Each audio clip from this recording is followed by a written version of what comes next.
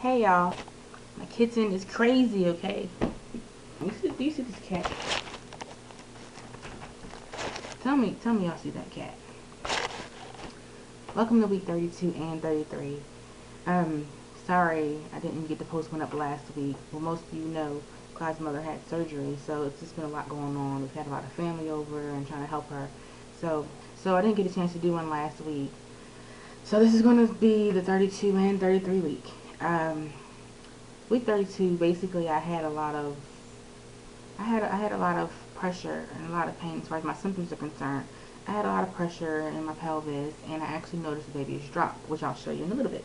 The baby has dropped a lot lower. My stomach's shaped funny. I can actually look over and see my belly hole, like looking over at my belly and see my belly hole, whereas before I couldn't see it because she was sitting so high up and so far out. But now, it's just shaped differently, so it's kind of getting exciting. I got little notes right here because there's been a lot going on. The symptoms basically been the same for that last week and this week. The pressure, she's dropped, and I've been foggy. I've noticed that I've had a hard time concentrating and remembering stuff. Like, for example, if you're trying to get somewhere and someone can give me directions or tell me something, and I've only remember the first part of it. So I'm sitting here like, okay, turn down here and then do what? I can't seem to keep my mind focused. Just all over the place. So can't wait to have this baby so I can concentrate on something. Focus, man. Let's see. We've been trying to find the perfect outfit. We found a hat and coat set that hat and coat little part. We found a little hat and coat we want to bring her home in. I didn't want to bring her home in a typical snowsuit.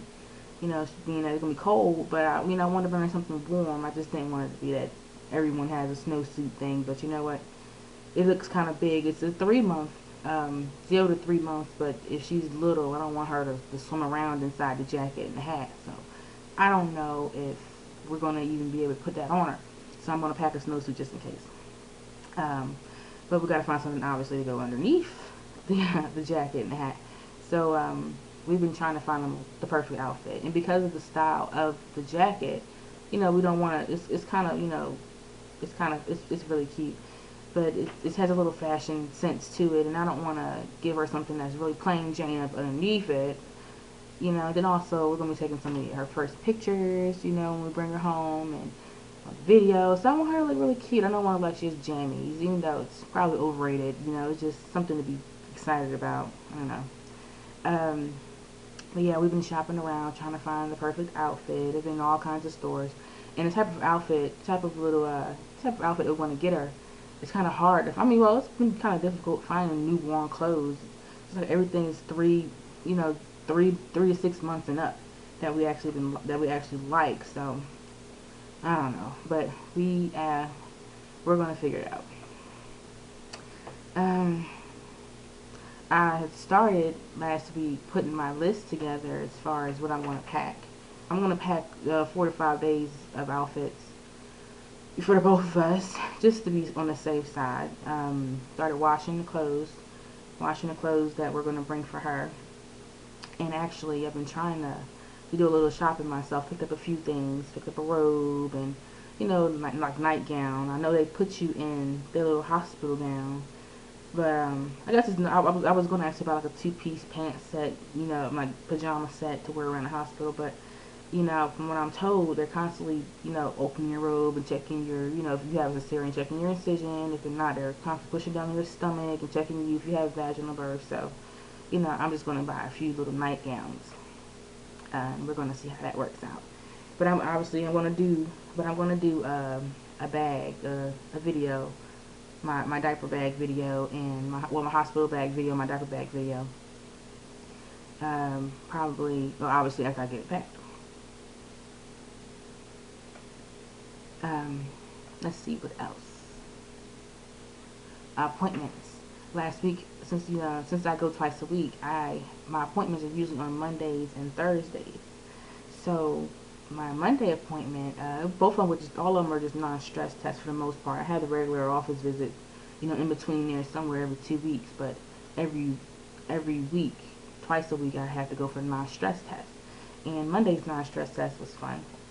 We sat there and they put the monitor on me for the contractions, And she just sat there, she balling up, and she just, all you see is the contraction monitor just going bloop, bloop, bloop, and she just did not want that thing on her. And they, I always put the heart monitor on there, so you hear her heart rate just going crazy, like 170, because she just constantly just kept on moving, boop, boop, boop, boop. But then, when she relaxed, it would go down to normal. But it was just so funny. The doctor came in and said, "You have one active child here," and I said, "Yeah, she's going to be all over the place." And then Thursday's appointment, she said, "I'm gonna fix y'all. Y'all think y'all gonna put put this monitor thing on me?" She still constantly, because the contraction monitor was above my belly button and the heart rate monitor was below my belly button. So she found a way to wiggle away from the heart rate monitor while constantly kneeing or hitting with her foot the contraction monitor. So the contraction monitor is constantly just going boop, boop, boop. But we're trying to find our heart rate, and we would get a good reading of it for maybe like 30 seconds, and then it would die off. But meanwhile, she's still hitting boop, boop, the contraction monitor, so we know she's okay. But she just kept on wiggling away from it. Like, "I don't want y'all touching me. Y'all leave me alone." It was just so cute. But it got annoying after like an hour of us trying to get her heart rate.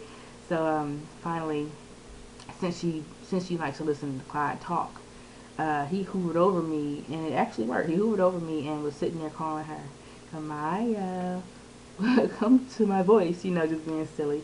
And she sat still and she would listen to him, and it was just really sweet. And we were able to get a good reading of her heart rate. But then I had to sit there for another like 10-15 minutes for them to get a good track, reading of her heart rate. But this baby, she's just so funny, and I can tell she's gonna be such a daddy's girl, because ever since week 19, when he opens his mouth, when her ear shot, and I don't know if babies can hear at 19 weeks, but since we've started hearing her kick, it seems like every time he's talking, that's when she gets really active, and especially towards the end, when she started, when we know she's obviously able to hear, like, she hears Clyde and she just gets to grooving, and it's just the sweetest thing. But she finally relaxed after 45 minutes of moving this monitor here, to see if we can get her heart rate. We would have it going for a good maybe 30-45 seconds, then she move away. Just move it over here, going for a second, and it stops. But really, as soon as he started talking to her, it's the only thing that worked. So yeah, that happened on Thursday. But then this past Saturday, I had been noticing that still been having those contractions and that pressure. So like, and Saturday morning around 10 a.m., I noticed that I was having contractions and they were coming constantly. And it went from being like every 20 minutes to like every 10 minutes, and then every 5 minutes. And it just felt like my stomach would tighten up. I would feel this pain in my back, and I would feel this pressure in my pelvis, and it just felt like she was taking her head and doing like this in between my pelvic bones. And as painful as it was really uncomfortable. That pressure, I can't breathe on top of the contractions. I'm like, well, this doesn't feel like Braxton Hicks. Braxton Hicks contractions is just tight and uncomfortable, still can't breathe, but it was a little bit too much pain, along with it. So I said, maybe I'll just, relax and, walk around or something. Maybe we'll see if they stop. So an hour later, they're ranging between every 2 minutes to every 5 minutes, and it just got increasingly uncomfortable. So I'm starting to worry, I'm trying to walk around a little bit more, change the positions, laying down here, sitting up in the chair, just trying to see what's going on. I call my doctor, and they're like, okay, yeah, you need to come into the hospital. So that's what happened.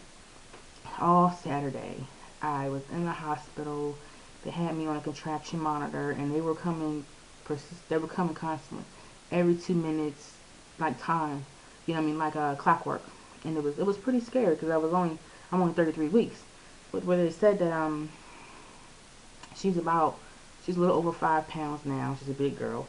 So, and then her lung development, they were of course worried about. So they actually, but the point is, they said if she would have came yesterday, because today's Sunday, if she would have had came yesterday, they think she'd have been okay, just a little small, obviously she would have to be tended to. But yeah, this baby, she was trying to come yesterday. They gave me a shot in my arm of some medicine. I should have I should have wrote the name down so I could have told you.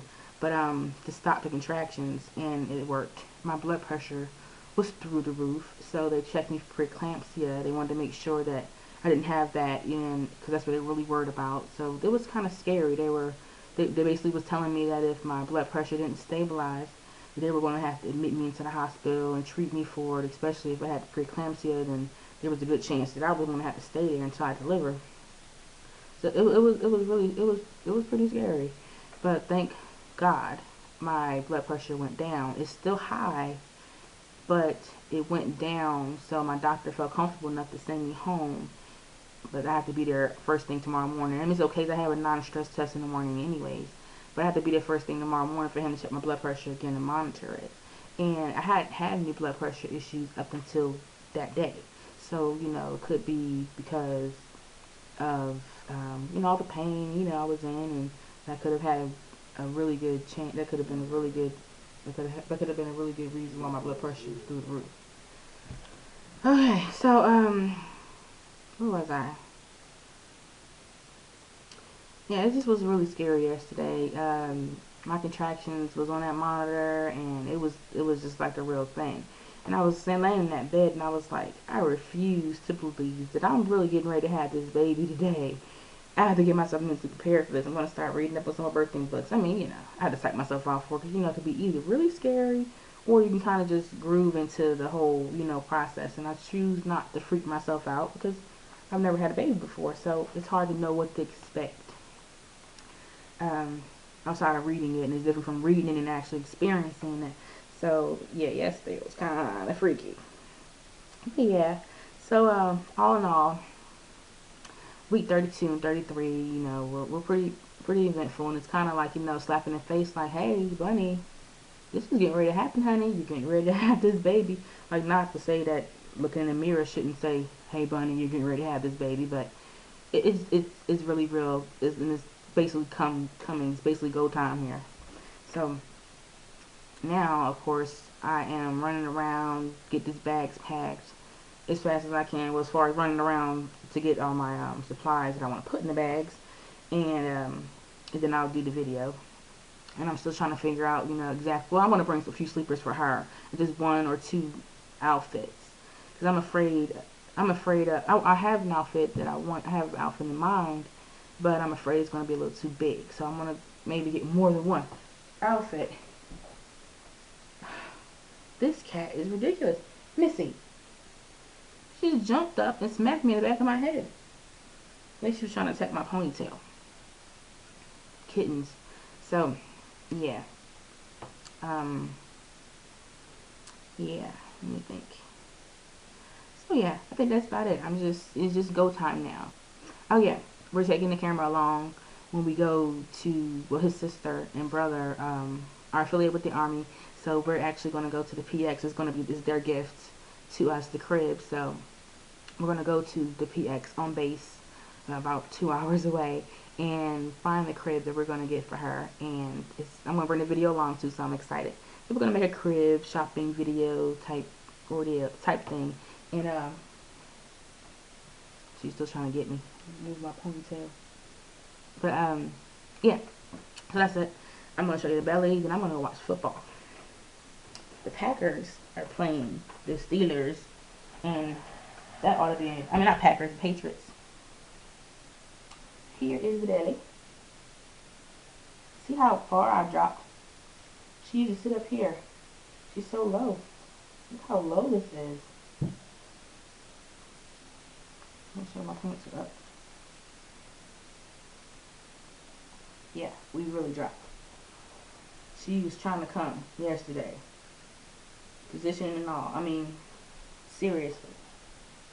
Hadn't got any new stretch marks. We're all still the same.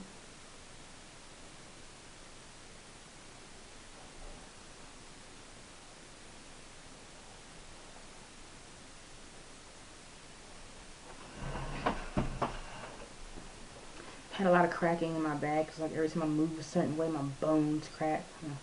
Yeah, that weight is just, the weight is just ridiculous. But yeah, that's it. So I will see you next week for my 34th vlog. See you soon.